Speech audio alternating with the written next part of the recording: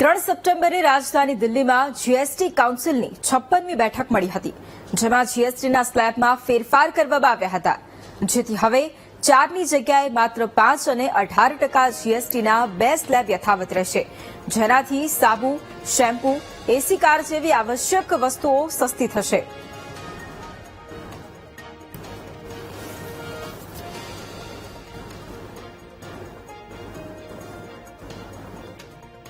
જીએસટીનું સાંભળ્યું છે, બહુ પ્રયત્ન પછી, બહુ લેટર આપ્યા પછી, બહુ કીધા પછી એ બહુ સારી વાત છે, બહુ સરસ વાત છે. પણ અમે નાના વેપારી તરીકે સરકારને એક બીજી એને રજૂઆત કરવા માંગીએ છીએ કે જે ઓનલાઈન વેપાર ચાલે છે, જે મોટા મોટા મોલોમાં વેપાર ચાલે છે, એના ઉપર પણ થોડો અંકુશ લગાવે તો તેથી નાનો અને મધ્યમ વેપારી સરળતાથી બિઝનેસ અને વેપાર કરી શકે.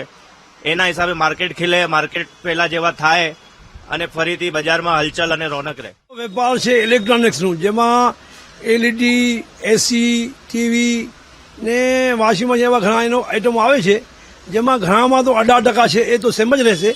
બાકી એસીમાં ને 43 એલઈડી થી અને એલઈડી પર અને એની ઉપર પર 28% હતો. જે જીએસટીમાં ઘટાડો થવાથી આપણે જે મોટી વસ્તુ છે એમાં 28% થી 18% થયા છે. એમાં તમારે સમજો જેવી રીતે એસી છે, તમારે એસી લેવાનું વિચાર હતું, મેં ઇન્ક્વાયરી કરી હતી, એમાં અત્યારે એસીમાં ભાવ વધારે હતા. અત્યારે ભાવ થોડો વધારે છે, પણ 22 તારીખ પછી સરકારે જે નિયમ કર્યો છે કે જીએસટીમાં ઘટાડો કરવાનું વિચાર્યું છે 28માંથી 18%.